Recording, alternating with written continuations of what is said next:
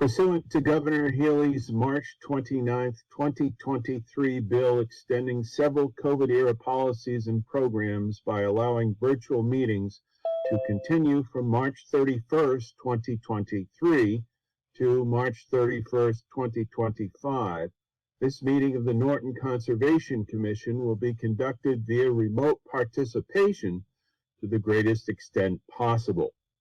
Specific information and the general guidelines for remote participation by members of the public and/or parties with a right and/or requirement to attend this meeting can be found at the end of this agenda. Members of the public attending this public hearing/meeting virtually will be allowed to make comments if they wish to do so during the portion of the hearing designated for public comment by raising their hand virtually or pressing *9 if participating by phone. No in-person attendance of members of the public will be permitted, but every effort will be made to ensure that the public can adequately access the proceedings in real time via technological means. In the event that we are unable to do so, despite best efforts, we will post on the Norton Cable website, www.nortonmediacenter.org, an audio or video recording, transcript, or other comprehensive record of proceedings as soon as possible after the meeting. Thank you, Dan. And the first issue that we need to talk about is that I was informed earlier today of some very sad news. Our longtime member, Ron O'Reilly, who has been on the commission for more than 20 years, sadly passed away this past weekend. And I wish to extend my condolences. Ron was a person who was a steward of the ground that he stood on, and both wanting to make it the best for all of us here today and for the future. And it is sad that he has passed away. So I think there's some additional details. John, if you would like to just provide a little more information, or I can do it if you prefer. No, that's fine. We did receive notice that the I guess the wake is on Wednesday. So if any of the members would like to attend, I can send out those details to just the members, so that way they can attend the service. And also the other suggestion, I think that I thought about was putting together and looking into getting a plaque for dedication of service naming Ron at the Chartley Dam, because he's been basically the steward and operation of that dam since his tenure with the board. So I think that would be appropriate. But I'll be looking into seeing how we can get that. But if anybody has any sort of things that they want to jot down and kind of put together, maybe we can discuss it at the next meeting or offline as to what we want on that dedicated plaque. It'd be great. So, and I do express my condolences to the family as well. All right. So tonight we have in attendance our director, John Thomas, our assistant, Megan Harrup. We have myself, Julian Kadish, chair. Our vice chair, Lisa Carrozza, is unable to attend tonight. We have Dan Pearson, Mark Fernandez.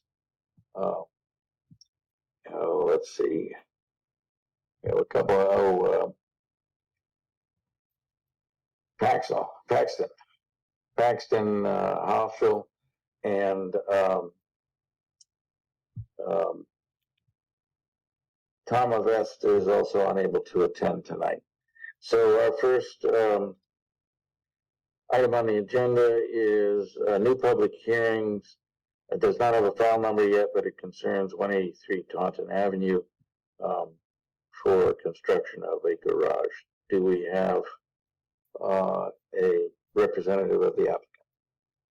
Good evening, Craig Siganowski at Rip there. Also, Lucas Wolf, the owner of the property, is on. And around 4:15, I did receive an email with the I assume you might have also received it. So it's SE 250-1149.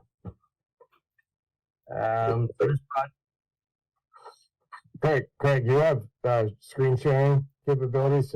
If you want to share your screen and show the plan, I didn't see the new one. But I have to call from that specialist. That's all right there. And Craig, you may need to get just a little closer to your microphone because it's cutting in and out. okay, is that better? That's very good right now. Yes. Okay. So the history, I'm sure some of you have been around since 2016 when we first began working on this project. Excuse me. So the history of the lot is that the building permit was issued in April of 1996, so it predates the Rivers Act. The house was built, the driveway was built, and in 2016 we had applied for a house improvement, putting the sunroom onto the house, extending the porch. That the front of this porch existed, but we extended it over here and added another porch in the back. And then later on, we came back before you for this pool area. So the pool area, the existing, pre-existing house and driveway were exempt from the Rivers Act.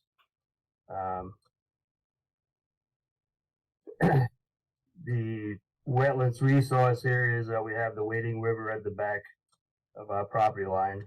So we have the 100 and 200 foot riparian zones. We have bordering vegetated wetlands along the river, as well as an isolated land subject to flooding.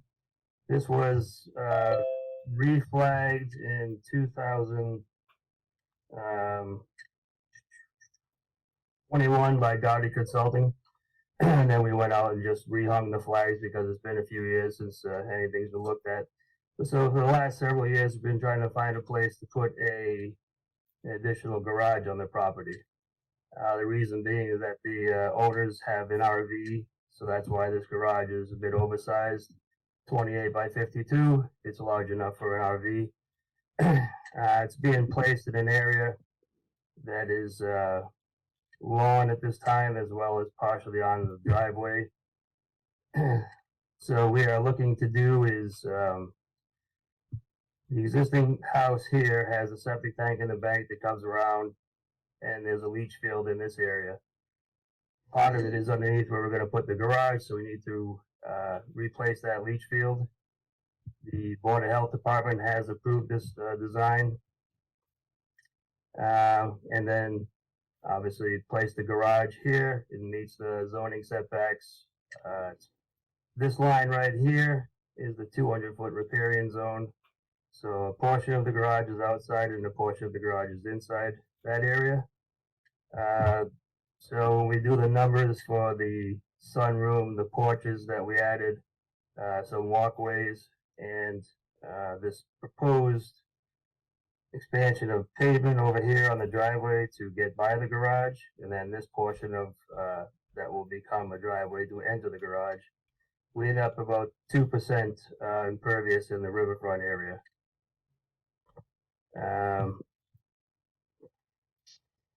So we are calling for sediment controls along the proposed edge of our expanded driveway to protect the wetlands to the west here. And then because we have to remove this shed, or the pipe right now that goes to the existing septic runs under that shed, we need to modify it and attach to this. So that has to be removed or at least moved out of the way.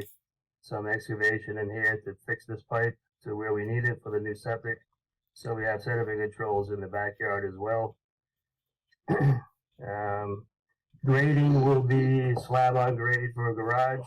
We will not have a basement, so it'll match the grades that exist today.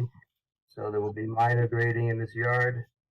Along this property line, there are existing 15 to 20 foot tall arborvitaes that will remain in place as a screen for the neighbor. And that's pretty much what we're looking to do at this time. Now, I did note that what I was looking at the paperwork that came in for the NOI number, and it was pointed out that if the septic area went in after August 7th of 96, then it has to count towards the disturbance of the riverfront. And we didn't do any of this work. That was done back in 1990. The as-built, the design plan was April of 96, but the as-built of the septic was January of 97. So I can adjust the plan to, that would be a 20 by 30 area that we're disturbing. It would be an additional 1% disturbance of the riverfront area. If you have any questions about what we're doing, we did do a test hole and found that groundwater is 96 inches down, or 7 feet below, so we're not going to have trouble with constructing either the septic system or digging out for the frost walls on the garage. And of course, all access is through the existing driveway. Stockpiling of any material can be outside the riverfront area, outside the 100-foot wetlands, as well as outside. There is a 100-foot floodplain that runs through this lot, which is contained by this row of trees that were put in to protect it a few years ago. So stockpiling and materials and soil will be outside those areas. So all of this is previously disturbed area that the current construction is planned. Is that correct? Yes. Partially on the existing lawn at this time, and partially on a paved driveway area. All right, John, any comments? No, it's just this lot was very close to the cutoff threshold for, I guess, you know, it was right before the Rivers Protection Act came into play. So I think it was important basically for them to basically the applicant and also the commission to understand that, you know, the work wasn't subject, that was originally done wasn't subject to the Rivers Protection Act. Therefore, you know, that work that was previously done is basically grandfathered in, and that any follow-up work will need to meet the necessary cumulative impact thresholds that are for riverfront area disturbance. But I think this project, basically, when I'm looking at, Craig, this is the updated information kind of that we were talking about. So, you know, I think just having this plan sent over to DEP, I would just revise the plan to show the septic and upgrade improvement area and just call that out in the table. And I think, you know, next time that we basically meet, I don't think that we'll have an issue closing this one out, from what I can see. Okay, that's fine. Any questions from members of the commission? And if not, any questions from anyone about this project?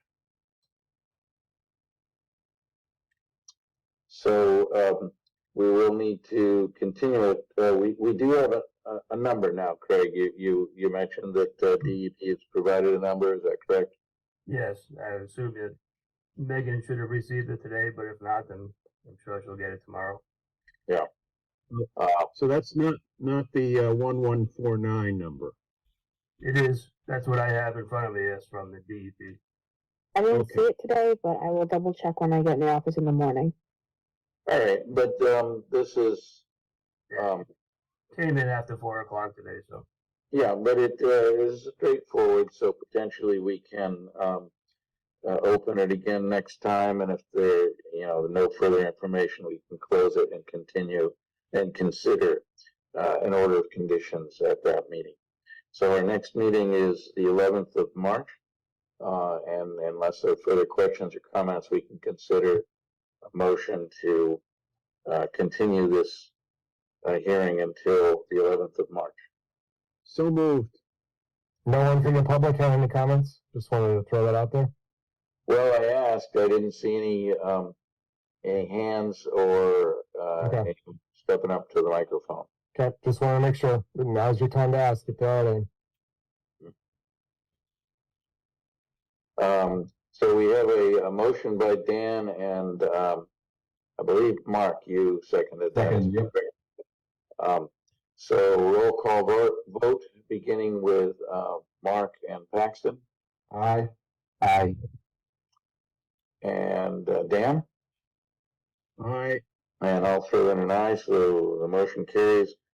This is continued until March 11th, at which time we likely will close it and issue an order. Our next item is, it also does not at this time have a file number. It's 27 Power Street, with regard to, construction of an addition. And do we have a representative of the applicant? Yes, it's still me, Craig Siganowski, Rim Engineering. Also, Lorna Carroll and her husband Scott are online. Okay. Share screen with this one here. So this is a much smaller property. Lot was created in the 50s and built in 1960. It's 18,000 square feet. Let's see, zoom in a little bit.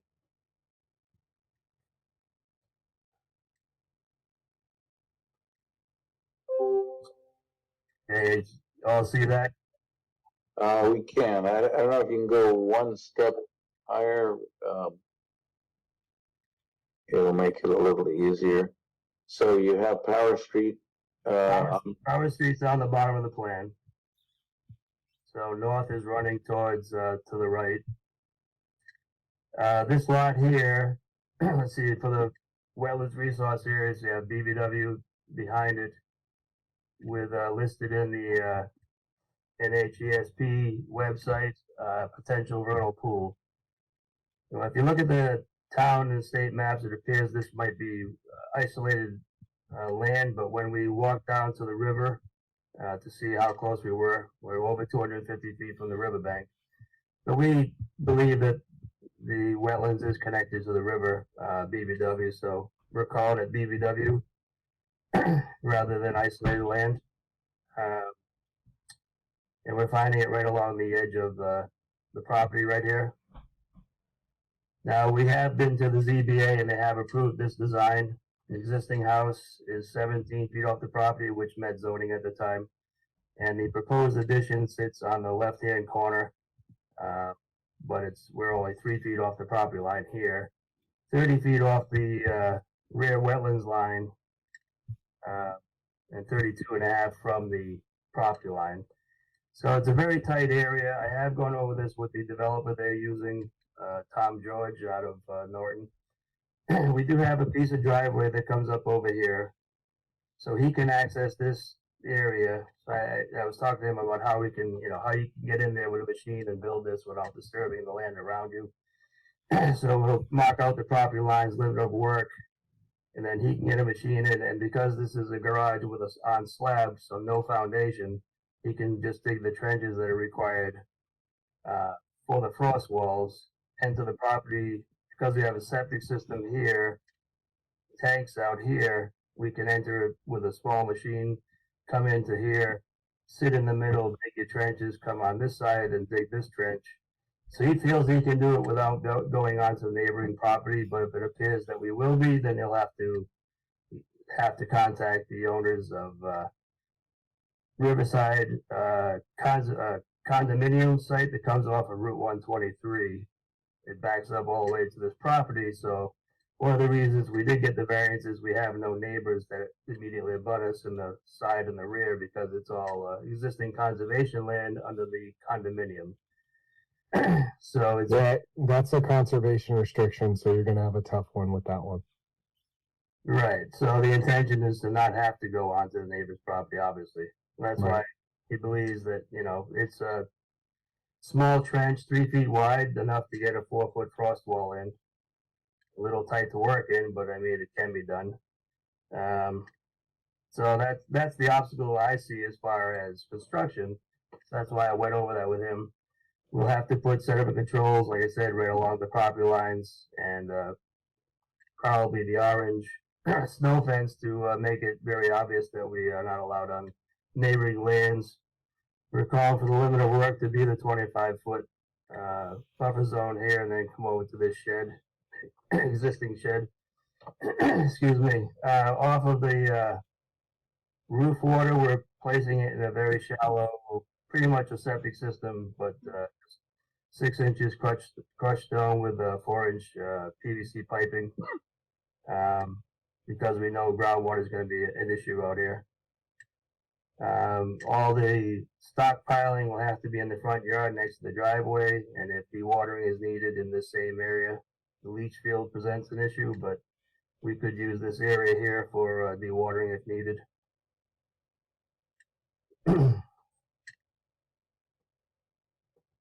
So that's the scope of the project. If you have questions and concerns.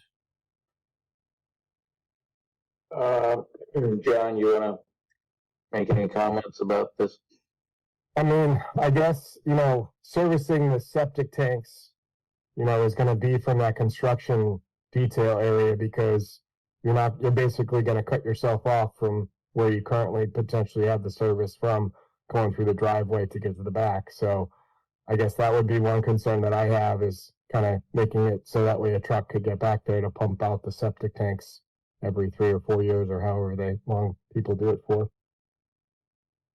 But obviously we did talk about the conservation restriction. I did see that there were some potential encroachments, so those should be cleaned up. Those will be cleaned up. I just want to make sure that is known, that if we do issue an order on this, a part of that order would be to make sure that the encroachments that are on the conservation restriction parcel are removed.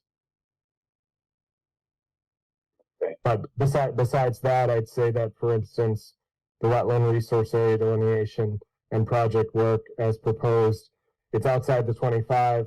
The only other alternative I potentially could see it being is right basically next to the existing leaching field, but that's going to cost an excessive amount of money to basically redo that whole entire system as it's laid out currently. So I'd say that, for instance, from a cost perspective, where it's currently located, and it's within existing lawn, pre-existing lawn, both areas are. So, for instance, from that kind of perspective, I'd say the location that you're selecting it really imposes no really detrimental impact to the nearby resource area. But there is a potential vernal pool that's mapped, Greg, which you've identified. Obviously, we don't know if it has any potential species at this time, but at the same point, just making sure that, for instance, there is no take with any sort of species out there when you're doing construction. Because we're coming up to that time frame when they're going to basically be migrating to go to the pools if they are. So just be on the lookout. That's really all I had to say.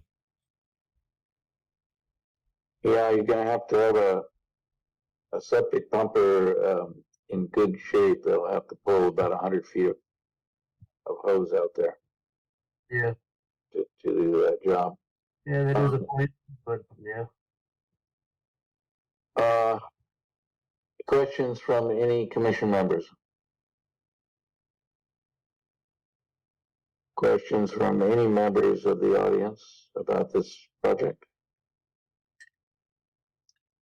So we have to obtain a number before this can be closed out. Yeah, that one I did not get today. I didn't see it either. So we can consider a motion to continue this hearing until the 11th of March, at which time we should have a number. So we have a motion made by Dan and seconded by? Seconded by Mark, and That was me, Paxton. oh, Paxton, okay, sorry. So motion by Dan, seconded by Paxton. Roll call vote, beginning with Paxton and Mark. Aye. And Dan? Aye.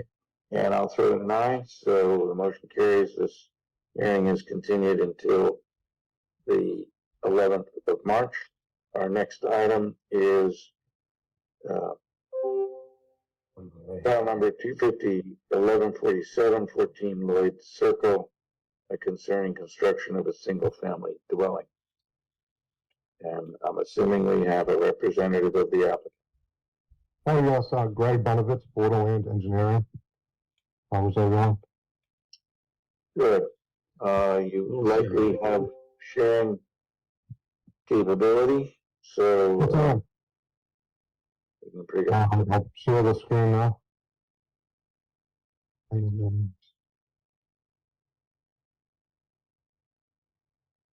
that look good? Looks great, Greg. Yeah, you can see it. So You this may is, have to expand it a little. There you go. okay, yep, so this is 14 Lloyd Circle, which is lot 28. And I'll show you on the locust map where it is. So this is Pine Street, Lloyd Circle, lot 28 would be on the left. 28 or 29? I'm I sorry, think it is. 29, okay. Big correction there.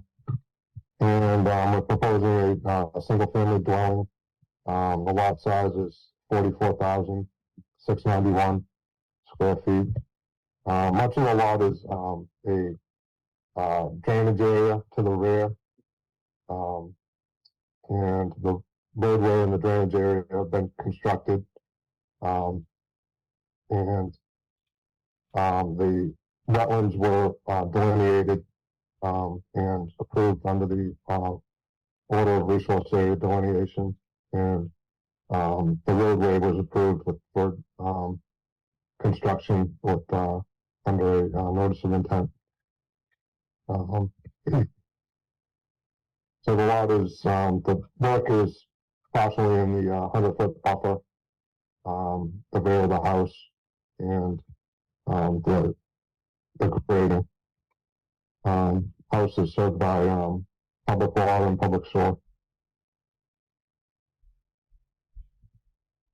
So technically, only a portion of the deck and a tiny corner of the house is within our buffer. Is that correct? That's correct. But maybe you can help me with something that's on the plan. You have this diagonal narrow space, wide space line array. And I'm wondering, what does that signify? That just signifies that that area is all drainage easement.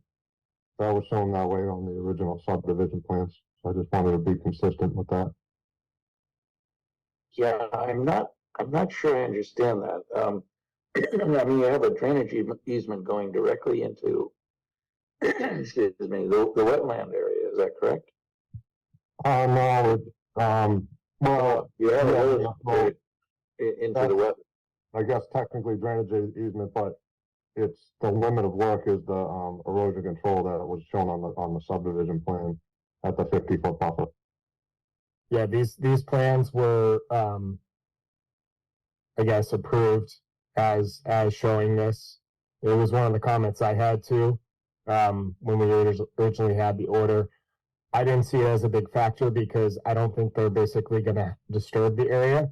Because if they did, then for instance, they'd have to trigger a bunch of NEPA stuff, and I don't think they want to do that.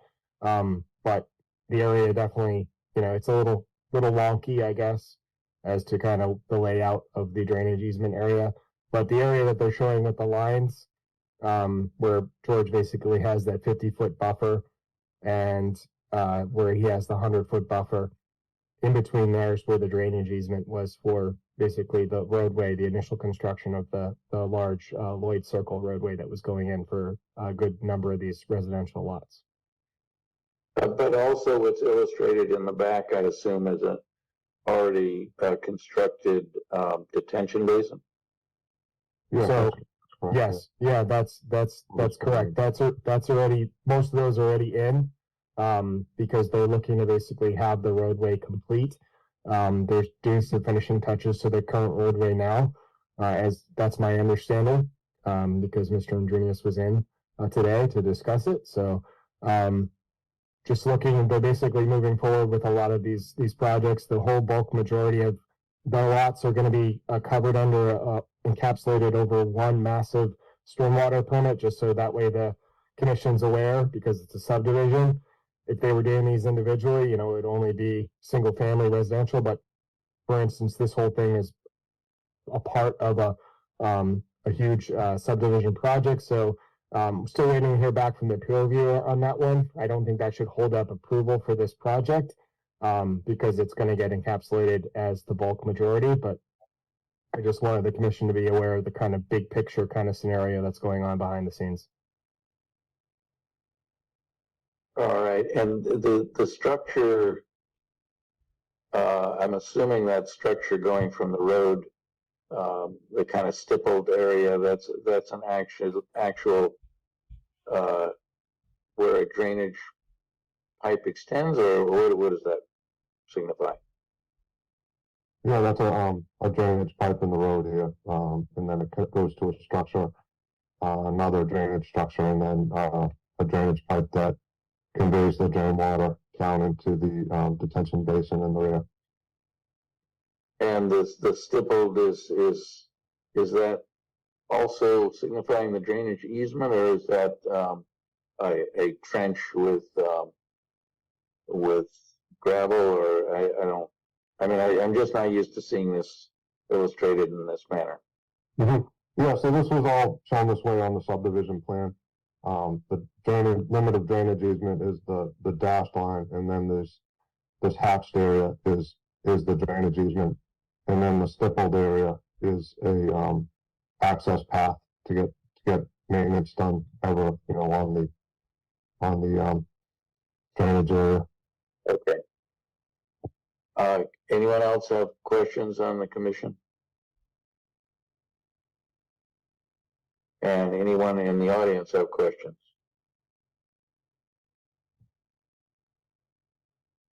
So, I mean, as I see it, the actual buffer zone work is very limited. And I'm assuming, John, that we can consider closing this hearing tonight. Is that correct? Your thought? I would say that yes, you can. We're still waiting to hear back from the stormwater review from the peer reviewer, but I don't think that should, like I said, I don't think that should hold up the closing out of this project. All right. So if there are no further questions or comments, I think we can consider a motion to close the hearing for file number 250-1147. So moved. Second. So we have a motion by Dan, seconded by Mark, to close the public hearing. Roll call vote starting with Paxton and Mark. Aye. Aye. And Dan? All right. And I'll throw in an aye, so the motion carries. So we will be doing a order of conditions at our next meeting on March 11th. And next agenda item is a very similar hearing in the same project, file number 250-1148, 16 Lloyd Circle. And I believe it relates to lot 30. Greg, you proceed? Greg Bonovitz, Borderland Engineering again for the record. And I would love to be able to change my screen over to that one. Let me see how I'm doing. So, Greg, you just go up to the tab. Yeah, there you go. You got it. So this is the lot right to the right of it. So there's lot 29 and there's lot 30. And it's the dashed area that is a little bit confusing, but it just signifies that this is all drainage easement that was, the grading within that drainage easement and the work within that was previously approved by the commission. And this erosion control line in orange was the limit of work that was approved under the subdivision approval for the drainage and the construction of the roadway. So on this one, the 50-foot buffer is, right along right here, 50-foot B. And then it comes a little bit along the drainage easement, the limit of the drainage easement line. And extends that way. And then the 100-foot buffer is sort of along the front of the house. And, this is, the approved limit of disturbance, on the subdivision plan, this tree line that's shown. And that was for construction of the drainage area, and the house lot. Pretty similar situation on this one. This is that pathway that goes down with the drainage pipe underneath it that conveys the water to the drainage area.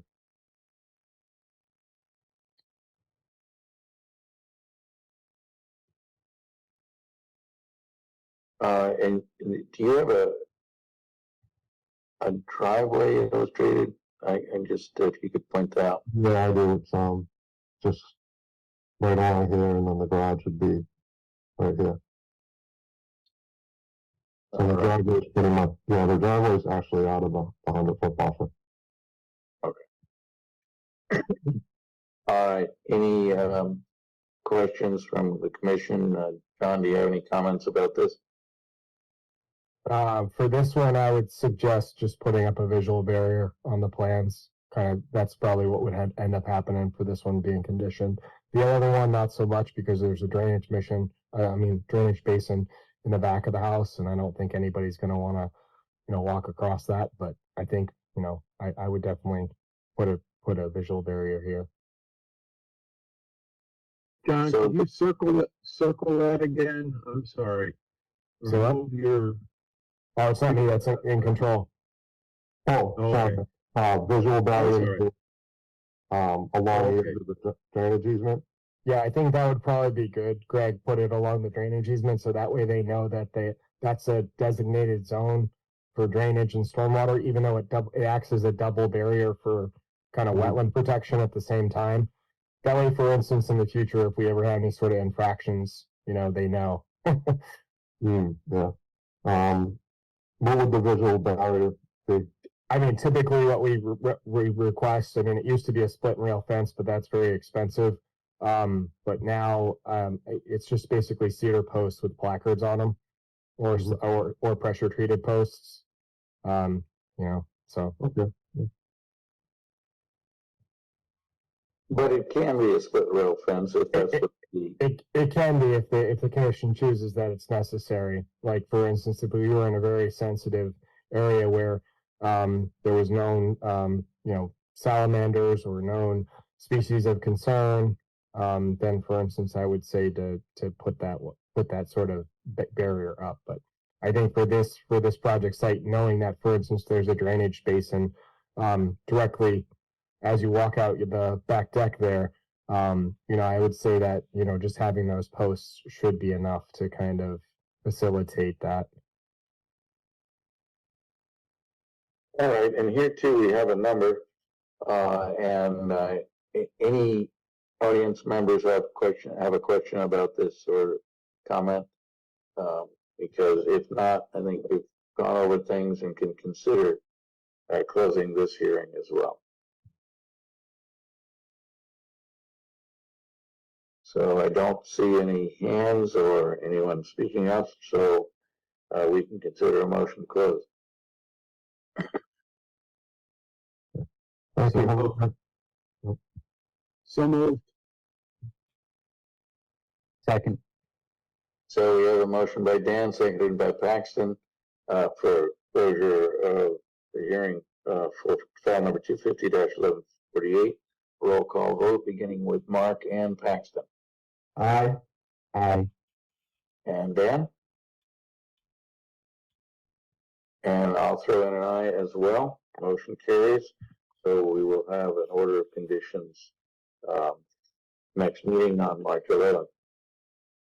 Next item is file number 250-1092, 0 South Washington Street, amended order of conditions concerning tree trimming. do we have a representative of the applicant? Yes, good evening. Claire Hogebaum, wetland scientist with LEC Environmental, representing the applicant, Stephen Ross, who's actually also joining us tonight. All right. Uh, Present the activity. I am ready to share my screen if that works for you. Can everybody see the aerial images in front of them? We can. Yes. Okay, so this project or this request is to amend an existing order of conditions that is for the construction of a billboard, and it's on this property at 0 South Washington Street. I just wanted to sort of give us some context and perspective of where we are. So the yellow is a very approximate outline of where the billboard is that has been constructed. And the intent of this amendment is to perform minor selective tree trimming to enhance the visibility of the billboard from the 495 southbound roadway. And ultimately, the project will not result in any removal of vegetation. It's really just to trim the top of the trees to allow some more visibility from the highway. I'm just going to share the plan set. This was revised by Lighthouse Land Surveying.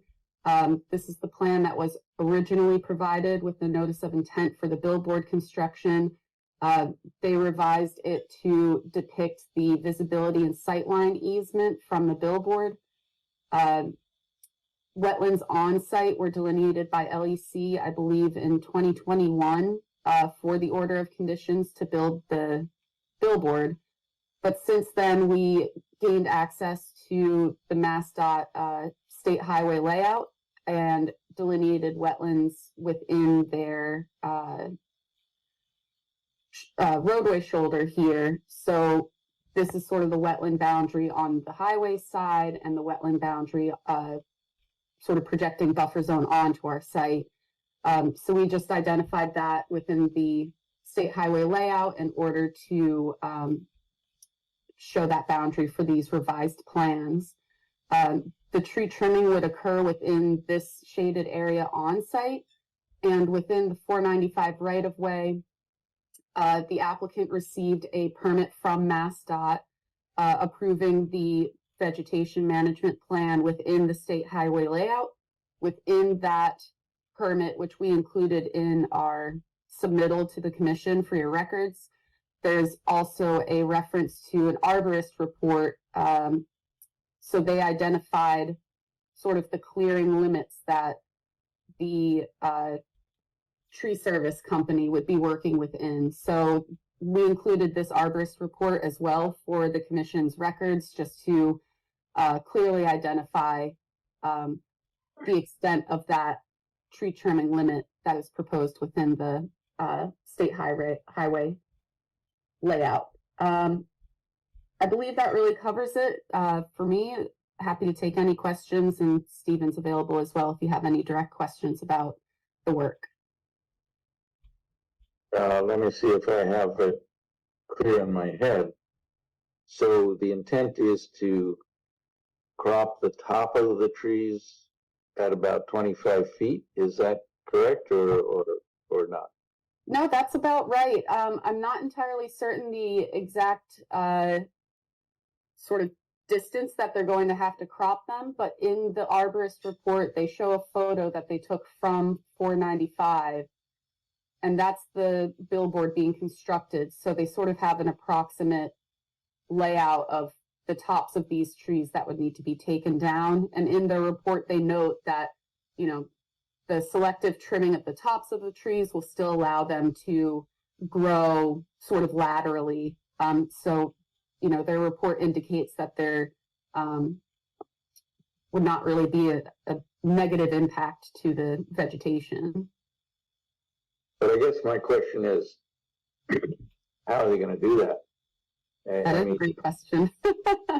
you have wetlands there that is going to be difficult to put equipment into, both because the equipment may get stuck, and second, it's not an area where you can just run a whole bunch of equipment into. So I'm curious, is there any description of the precautions they're going to take to avoid damaging sensitive areas?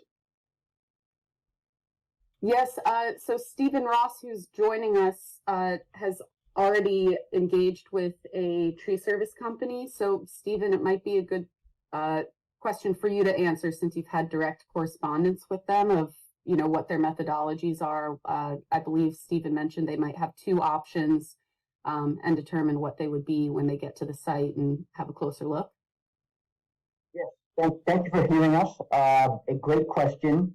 So from the shoulder of the road from Mass DOT property, they have a bucket truck that has a very long arm. So they'll be able to reach the majority of the tops of the trees trimming.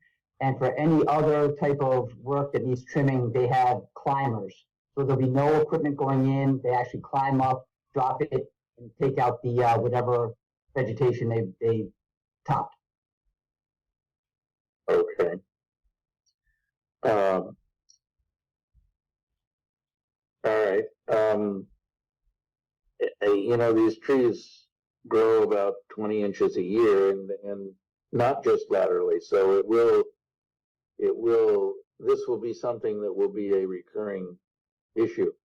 But I mean, that's not our problem. It's just, this is not a final thing, as I view it. Right, that's understood. I believe,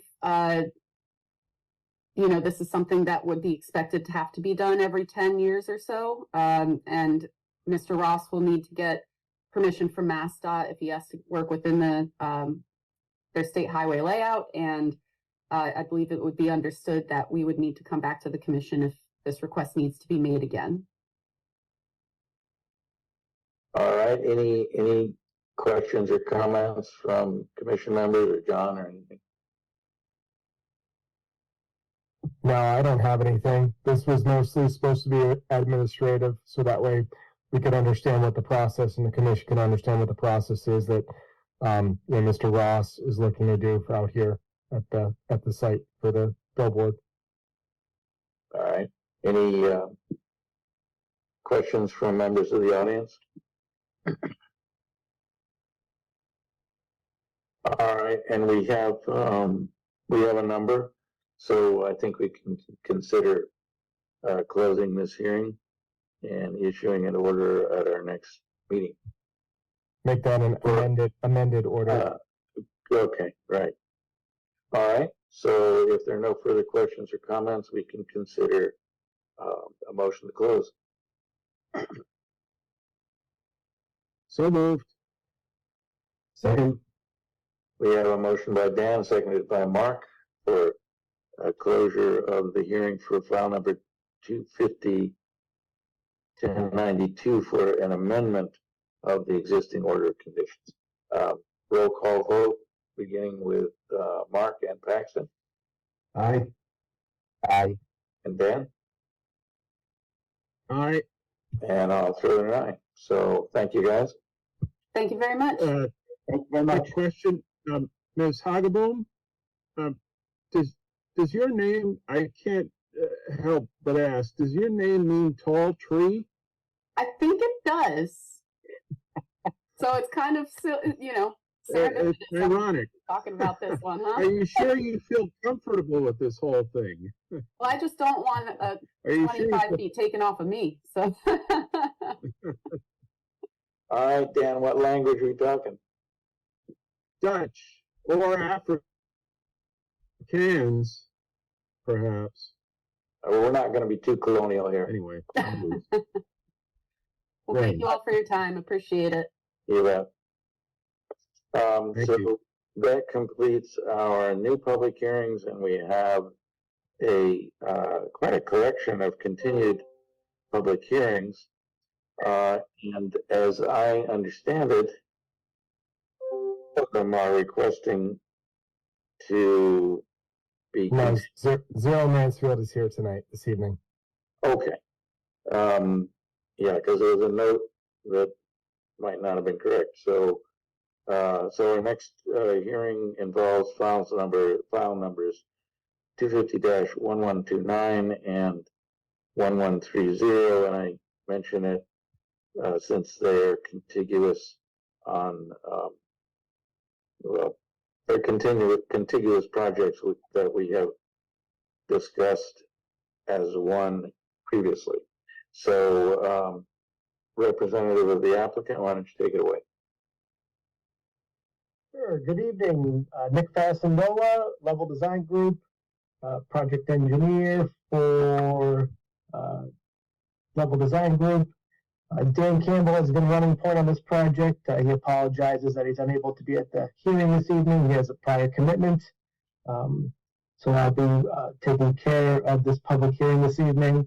From what I understand, we left this off at the previous public hearing with some outstanding comments, mostly related to stormwater from a Horsley Witten review. We recently submitted comment responses, revised plans, and the stormwater report not too long ago, back on February 22nd. I don't believe there's been any other correspondence from the consultants. I don't know if they've had a chance to review our responses. I'll let John speak to that. Other than that, it was mostly minor housekeeping items. There's been no major design changes. I can pull up my screen, share the current layout, show that to everybody. Right here.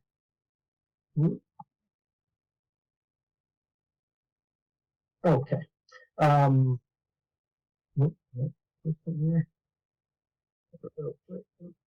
Sorry. Come on. Oh, for some reason, it locked up on me. All right. So in general, the project layouts remain the same. We still have the two developable lots. We're calling them Lot C and Lot D. Lot C has the 36-unit apartment building. There's been no change to the building size or general parking configuration. Lot D is the 24-unit structure, and we still have the same 2 8-car garages in general parking configuration. As I said, going through the correspondence with Horsley Witten, mostly housekeeping items, minor updates to the stormwater report, clarification on some items. And we feel that hopefully once Horsley Witten has a chance to review the information, we should be at a good place with them to close out the review of the stormwater. If there's anything that's been outstanding that I'm unaware of, I apologize, and I'll take any questions from the commission or from John at this time on any of those items. Yeah, I'm just gonna double check with my assistant on this one because we did receive a peer reviewer response, so I just want to make sure that we got that over to you guys. Megan, did we send that over to them? So that's the original one, and then they sent us information back, and I sent it to Janet. Okay, so we're still waiting on Janet to give her second opinion, right? Yes. Okay. Yeah, if I can just comment, I mean, as I view or conceptualize this project, you have town water going in, and then so all of the water that the residents are using then will leave by new sewer, which will be coming up Mansfield Avenue from the center of town. So the only on-site water issues is the stormwater management, and I thought there was question as to the suitability of the soils for that, and that's so I would be interested in seeing the data. I mean, in summary form, you have 2 stormwater structures there. Is that correct? That is correct. I'll swap over to the grading and drainage sheet here that goes through what we're proposing. So up in this, we'll call it the northwest corner of the site, we have a surface infiltration basin that's going to be handling all the rooftop runoff from the Lot C 36 unit structure. So this basin is only taking rooftop runoff from this building. And then we have a network of catch basins that will be draining to this subsurface infiltration system. We're proposing stormwater, subsurface stormwater units, storm tech chambers, and we're going to be using proprietary treatment units to clean the water prior to it discharging to the subsurface system to provide the required water quality. This system will also be accepting runoff from the 24 unit structure here via connection to the system on this side. There's also a few other small drains. There's a small surface drain that's going to collect a small trench drain right here, and catch basin collect a minimal amount of water that's going to direct discharge around the building. That water will be treated with another proprietary stormwater treatment unit prior to discharge. With regards to the soils, I believe we included soil testing data, test pit data in the stormwater report that was reviewed by Horsley Witten. They made a minor comment with regards to the infiltration rate used, so we made an updated modification to our calculations and actually reduce the rate we initially used for our calculations to their recommended rate for the groundwater recharge calculations. Everything seems to work fine.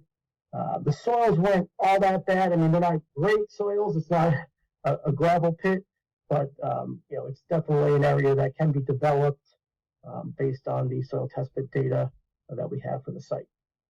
Yeah, and just to kind of also add to that, they are also bringing in 5 to 9 feet of fill for a bulk majority of the site. So, obviously that fill material is going to be, good for this as well. But question I had for you, Nick, and maybe Adam, whoever can answer this. Have you guys gone in front of the fire department yet to see if you guys are good with the buildings? I just want to make sure you guys have enough room around the buildings. I am not aware of that. As I said, Dan was running point on this, but I'll take a note, check with Dan, and we can circle back with you and send you an email on that. And if there's an issue, or if it hasn't been done, we'll make sure to reach out to them directly. Yeah, because I'm looking at... It may have been looked at as part of our site plan special permit process, but I can't say for sure, so I'll have to get back to you on that. Okay. Yeah, because Lot D is very close, that corner over there, so I just want to make sure they have enough room to get around it. No, true. Yeah, they're both pretty tight on both sides. But yeah, right here is a pinch point. Right. We'll make sure that they're happy with what we're proposing here. So, John, it's my understanding that everything behind these buildings is wetland. Is that correct? That's correct. Yeah. And all the way up to Reservoir Street. Is that right? Yeah, that's correct. So at least nothing can be put in behind it then. No, nothing can be put in behind this lot. It's the bulk majority of this lot is predominantly wetland. Dan, you had a question? No, I was just going to say, no, I withdraw. Sorry. Well, with regard to the representative of the applicant, I mean, we are particularly sensitized to this whole area because it is all underlaid not very deeply by ledge, by bedrock. So, it will slowly run off, but there's a limit to what this land can handle. Yeah, I mean, we've just had a couple occurrences on Reservoir Street, and you know, we just got to be mindful how every project that goes into that area, because as we know, you know, a lot of the soils in that location, and there's no drainage in Reservoir Street too, which is an issue. So unfortunately, we have to deal with the conditions that we currently have, and you know, we just have to be mindful as we move forward and look at this project further as they basically come through. You know, how this may affect that, but more so that's for planning board, but also to take a look at it from our perspective as to kind of how this works as they're currently proposing it too. Well, they're never within the 25, are they? For what, disturbance? Yes. They skirt to the 25 in some locations for this project. That was a point that one of the members had previously with how they're going to be able to construct portions of this, because they are going to be installing some retaining walls and features of that nature. So, Oh, right. if we can remember those conversations, not to name names, but Lisa basically had some Oh, I don't comments. know who it was. Yeah. So, I remember now. and I think Dan Campbell knows very well that she had some comments as well. So I think most of that information got ironed out. So when it comes to that, you know, I'm sure that will get figured out, and Lisa will basically look at this when the next time that she sees it. And like I said, you know, this is still going through the review process, so we're still waiting on the stormwater. So there'll be more time to ask, and you know, I'm interested to see. Have you guys made any progress with planning board, just to kind of throw it out there, or kind of where you guys stand with that? No, I believe we have a hearing coming up shortly, but as far as I'm concerned, the process is still ongoing. They were also waiting on the final stormwater, so that's a big item for them. Just knowing that the stormwater system is set, and there's going to be no other layout changes or major design changes to accommodate the stormwater system or any of their wetland concerns. So they're hoping that we get all that cleaned up and that there's no other major changes from a result of this process. And then I believe they will be ready to move forward with this. Okay, and water and sewer, how's everything working out with them? It's going well. We're still waiting on our final approval for the sewer design, but everything's in place. You know, we've agreed on the pathway, the connection points, and how we're going to connect to the extension work that we'll be doing as part of this project to run the new sewer main up Mansfield Avenue. I don't believe there's a whole lot here, but there's plenty of pitch to run the gravity sewer line, so there's really no concerns. There will be some ledge to work through as we put the main in at deeper depths. We may look at doing some testing in that route if possible, but for the most part, I believe everything is in order with the sewer department.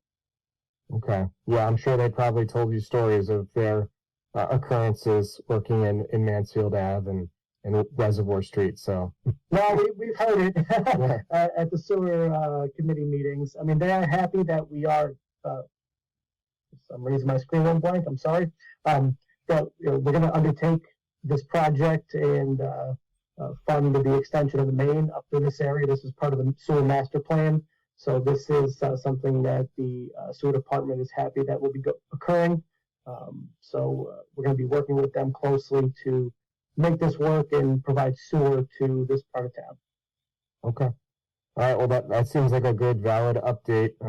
Like I said to the commission, is that we're still waiting on the peer review for the stormwater, and really not much we can do from that standpoint. But this was a nice kind of update as to kind of their current status. So appreciate it, Nick and Adam. Thank you very much.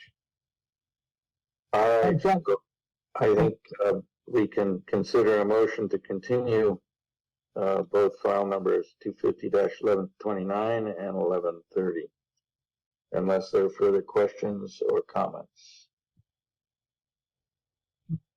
So moved. Second. We have a motion made by Dan, seconded by Paxton, to continue the hearing for these files until March 11th. Roll call vote, beginning with Mark and Paxton. Aye.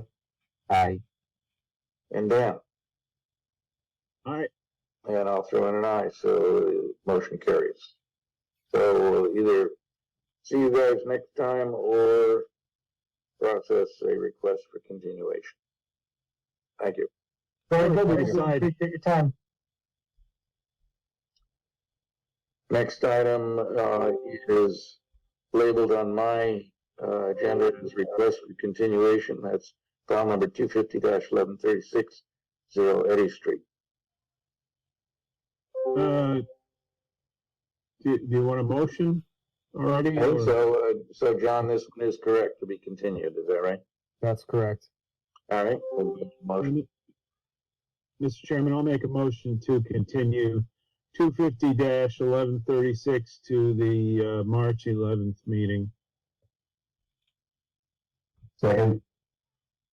Motion made by Dan, seconded by Mark, for continuation of file number 250-1136 to March 11th.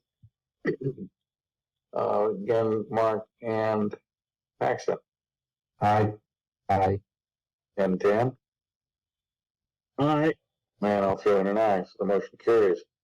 Next item is file number 250-1143, 360 South Worcester Street, a 35,000 square foot warehouse. Request to continuance until March 11th. So moved. Second. Motion made by Dan, seconded by Mark for continuation. Mark and Paxton, how do you vote? Aye. Aye. And Dan? Aye. And I'll throw in an aye, and motion carries. File number 250-1144, 0 Reservoir Street, which concerns a 14-house subdivision, requesting a continuation until March 11th. So moved. Second. Motion by Dan, seconded by Paxton. Mark and Paxton, how do you vote? Aye. Aye. And Dan? Aye. And I'll throw in an aye. Motion carries.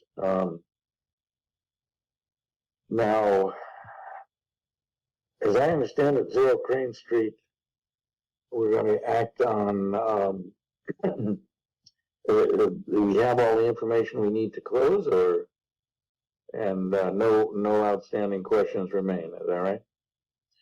All right. No outstanding questions remain to issue the ORAD, which is the confirmation of the resource area boundaries for the project site. Right, okay. So this time, I think, unless there are questions by anybody, we can consider a motion for closure of the hearing for file number 250-1145. So moved. Second.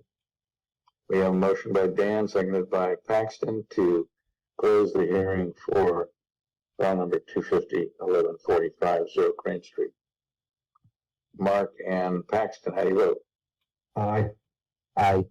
Dan? Aye. And I'll throw in an aye. Motion carries. Next up is 38 Charlotte Avenue, file number 250-1146. There is also a request with this for continuation until March 11th. So moved. Second. Motion by Dan, seconded by Paxton. Mark and Paxton, how do you vote? Aye. Aye. And Dan? Aye. And I'll throw in an aye. The motion carries. Right. Excuse me for my voice being so hoarse tonight.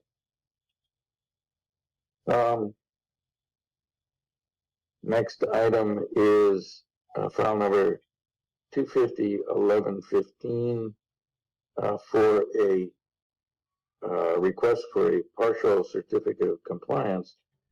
And this is a little different than our previous partials. This involves a recheck in 2 years to be certain the wetland structures are functioning normally. Is that a fair summary? That's correct. Yeah, as part of this project, there was quite a bit of involvement just to kind of give the board some insight. Obviously, this project is a single-family residential project within the floodplain. They're required basically to meet all the National Floodplain Insurance Program policies and also FEMA guidelines and regulations. So there's a lot of paperwork that goes along with that. It gets submitted to FEMA, and as the CRS person, so the created community rating system individual for the town, I am responsible for submitting all that documentation, provided that the floodplain administrator, who's also the building commissioner, weighs in and makes sure that all the paperwork is sufficient. So that has been submitted to us. So we are going to move forward with processing that and making sure that this applicant has the luxury of basically being within compliance. We did receive all the affidavits that were needed. We received the elevation certificate. The only things that basically were not complete were the deck, the wetland replication requirements, the 2-year monitoring, and obviously the stabilization, because it was wintertime when they finished. So the grass is not established yet. So that's going to have to be established when they come in for their final COC. And as I've spoken to the landowner, they don't plan on doing that till basically close out for the wetland mitigation part of the project. But he's looking to basically sell the house. And I told him, you know, spring's coming around the corner. Great time to throw some seed down. So. All right. So we can consider a motion for issuing a partial COC for file number 250-1115, with all of those conditions requiring it would have to be met before a full COC can be issued. Looking for a partial. I'll make that motion. Second. All right, we have a motion by Dan, seconded by Paxton. Paxton and Mark, how do you vote? Aye. Aye. Dan? All right. And I'll throw in an aye. The motion carries. The partial COC is issued. So our next item is. So in my report, I skipped over the sign and basically issue. It's the ORAD for Crane Street that you could just close if you want to. So I apologize. Yeah, that I have it somewhere. So it's a very straightforward ORAD. It has 4 items. Now we've talked about this before, but the actual plans that this relates to is listed up there. Yeah, so on the form that they submit that goes along with this is just the special conditions, basically the verbiage that we amend. On the actual form that we submit, we write down or basically insert the information, who the engineer or surveyor was, what the last revision date of the plan was, and the scale of the plan. So all that information gets recorded with the actual document. All right, so this is very brief and straightforward. I don't have any changes to recommend. Anyone else have any comments? So just to kind of give everybody some insight as to why it's important to put this language in about vernal pool certification stuff in there, is because if they submit a notice of intent, they can basically say there's some language in there that says that vernal pool investigations must be basically reviewed and assessed and evaluated before someone files a notice of intent.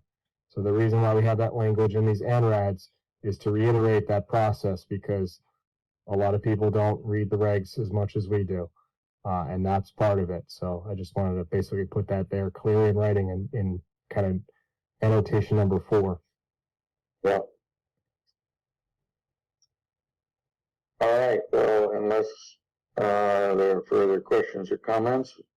We can consider a motion to approve the ORAD for file number 250-1145. I'll make that motion. I can make that motion. All right, we have a motion made by Paxton and seconded by? Second. Seconded by Mark. So Paxton and Mark, how do you vote? Aye. Aye. And Dan? Aye.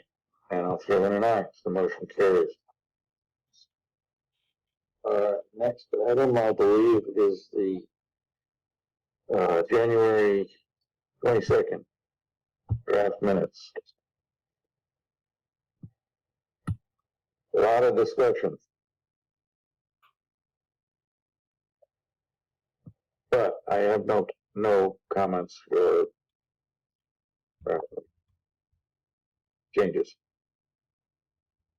Was that meeting, did that last till like 9 o'clock? Was that what that one was? Can't remember. It was a long meeting. Yeah, I remember that one. And it's a long minutes. Yeah, 2 long meetings in a row. It was like our, 25-year rainstorm version? we Well, got 2 in a row. As global warming proceeds, in addition to more rain, it's going to be longer meetings too. I was thinking that, yeah, longer meeting minutes.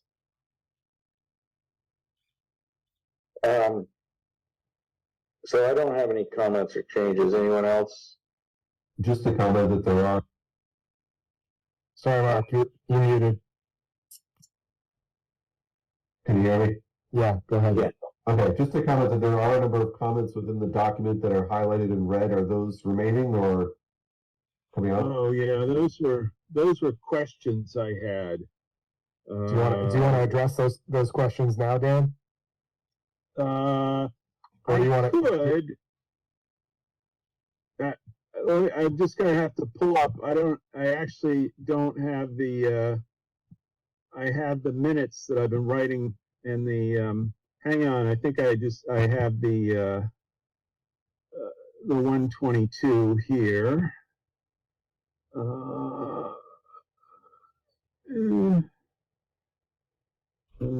there it is. Okay. Yeah, I remember there was some question or something.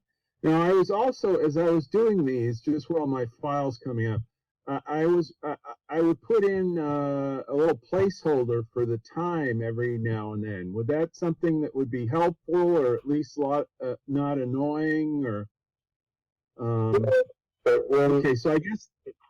when would that be?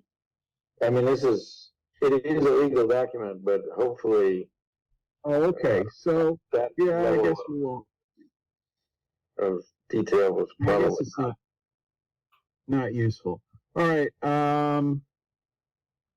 Okay, so in B, I guess 1B, where I had the little question mark, the grading of the roadway is made to match the site as best as possible and then slopes off the edges before meeting back up with the lots at a 3-to-1 slope. I guess I didn't know what that meant, that sentence. And the sentence is probably verbatim from the meeting, from the video. I'm not sure where I find this. Well, one piece. So it's, I guess there's more than 1B. So this is, 3B. I'm sorry, 3B. File 250-1144. Yes. All right. Got that.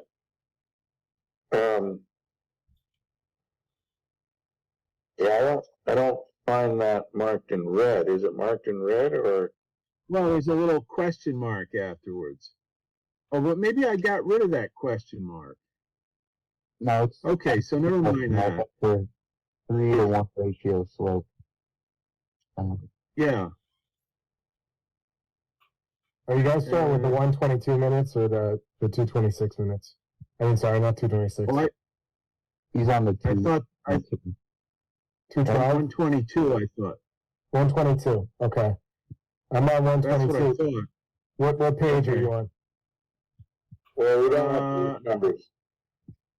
I don't I don't have have page page numbers. numbers, but that's Right. something I can start doing very easily. It's the second page, about halfway down on the right margin. There's a question mark in brackets and Oh, yeah, I see this. it's in red. Oh, there we go. I see it. That's the Well, herein lies the dilemma. If this is a quote from one of the participants, and you didn't understand it fully, I don't know if it's legitimate for us to try to throw in an interpretation. Right. So, As yeah, opposed to, Okay. because Campbell's speaking here. Cameron Campbell is speaking here. And he's basically All right. saying that stuff. And what I would do, Dan, is basically for you, as they say stuff, I would just put it in quotations as basically if Right. you hear them saying something. So that way, when you go back, you can basically say, all right, well, this came right out of their mouth. You know, basically they were just saying that there was nothing, you know, that needed to be fixed or whatnot. And if you wanted to add language after that, you would put it in brackets, try to basically saying that, or, you know, excerpting certain parts of it, saying this goes with stormwater or something like that. But I would say just leave this as is and delete the question mark, because Okay. I think that's exactly what he said. When you go down, I guess the next one, it says Campbell, the Norton bylaw 13310A2. That's from Yeah, that's from the stormwater bylaw.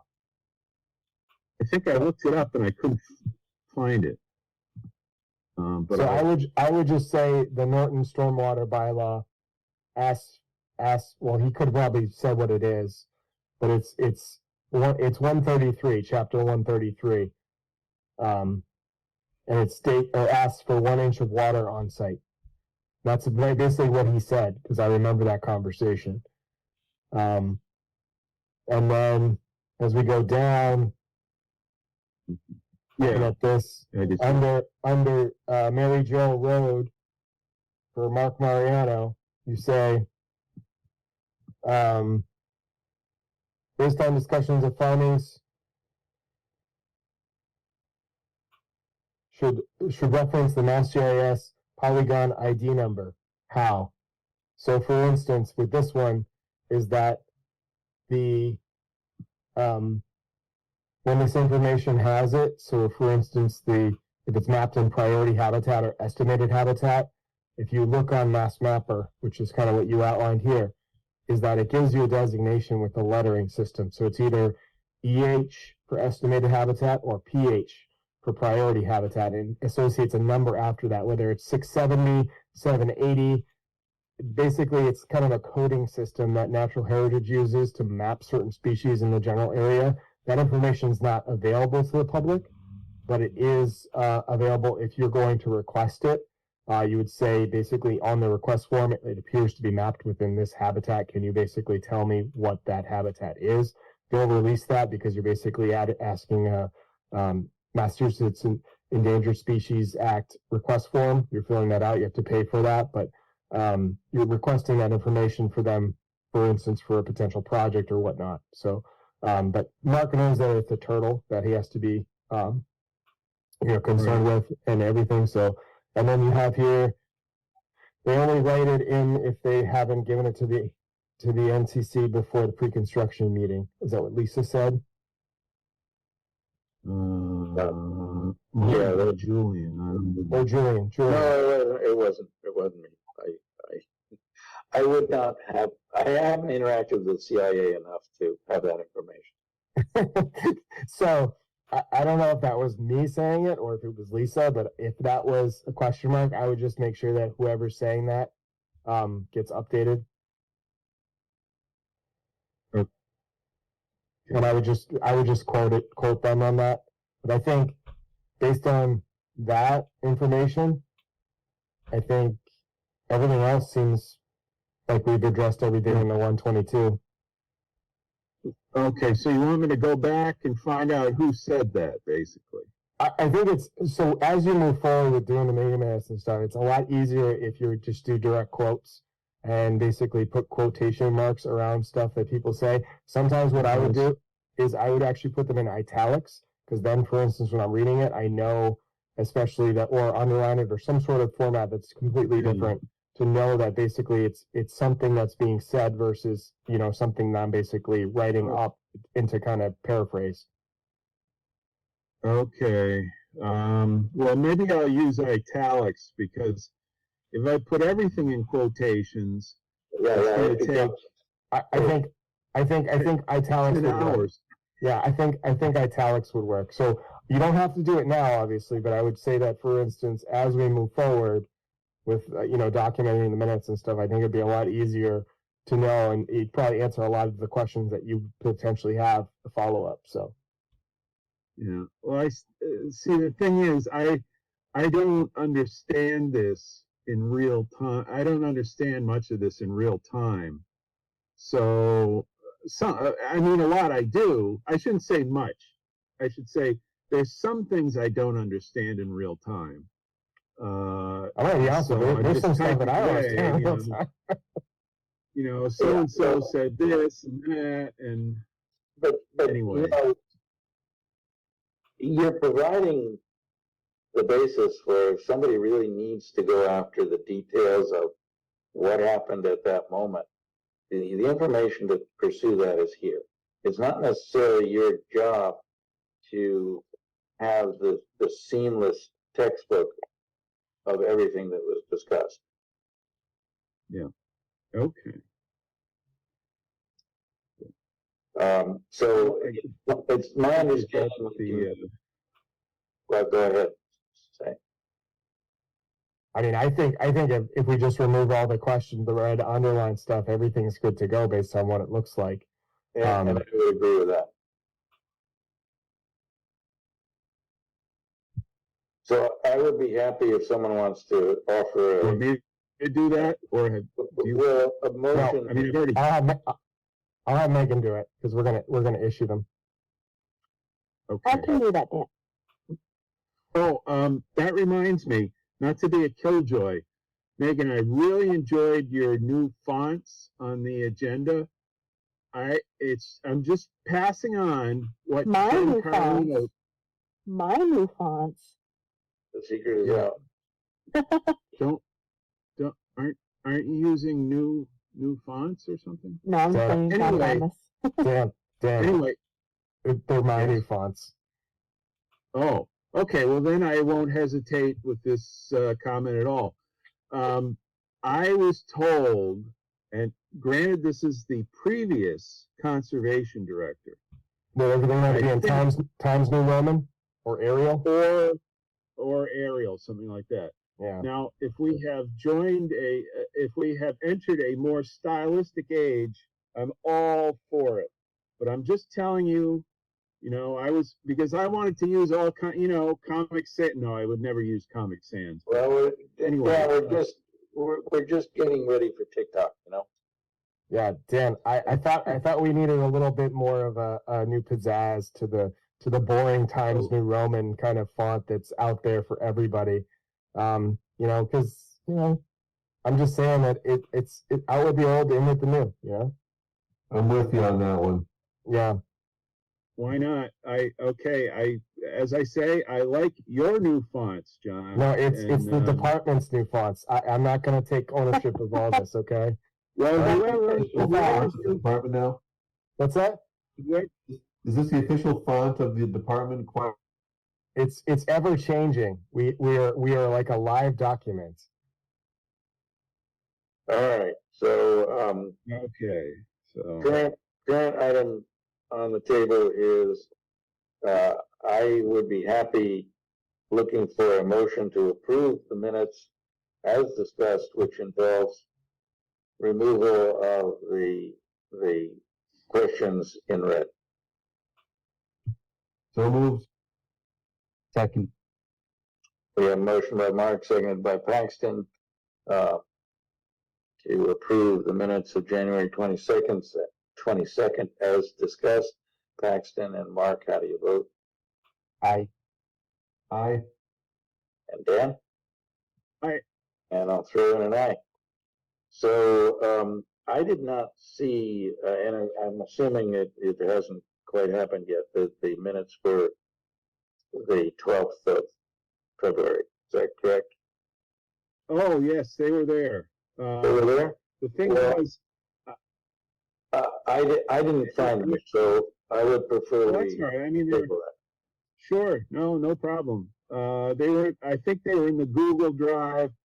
I did not get them in until Friday. And I think, Well, all right, but I haven't had a chance to look at it, so we're gonna push that one Sure. forward. it's a masterpiece, Julian, I assure you. You'll Well, never want to read any minutes again. I think Dan's gonna want to update the fonts before. we Well, get to see I them. was gonna say, I can't wait to see the fonts, but at any rate, we will wait. So we're at, report from staff. I have nothing to report as of right now. Gonna make that quick. There is a MACC conference on the 2nd. If anybody wants to go to that, it's on Saturday. I will be unavailable. So if anybody would like to go to that, please let us know. I think the sign-up times are still available, right, Megan? Or is it passed? I believe so. I'll have to check. I can Okay. send it out in the morning. But if anybody's interested, I don't think anyone has responded as to going. Is that correct? No, no one's going yet. Okay. All right. So if anybody wants to go, you can go. Looking at you, Paxton, of course, just kidding. Yeah, no, I'm not going to the Saturday thing, but I'm going to be taking a bunch of the classes that they're offering during March, I guess. Great. That's awesome. Kind of around the same time. So Right. Awesome. Well, good. The whole pool season's coming up, everybody. Weather's supposed to be getting nicer, so if you want to get out there and take a look at some critters, I can point you in the right direction to go to. I got a whole cabinet file full of vernal pools that the previous director looked at, so if anybody's curious, I can show you those. But besides that, I don't have much to report. I'm going to be going on vacation the week of St. Patrick's Day. So just to kind of give everybody kind of a sense, I'll be out of the office for a couple days. I'm going to go see my parents down in Florida.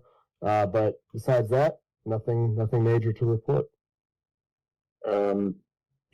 On my agenda, it says a review determination 1136.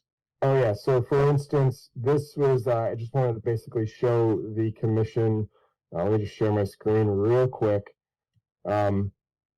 is that we received the plan from the applicant on kind of what they're looking to basically do.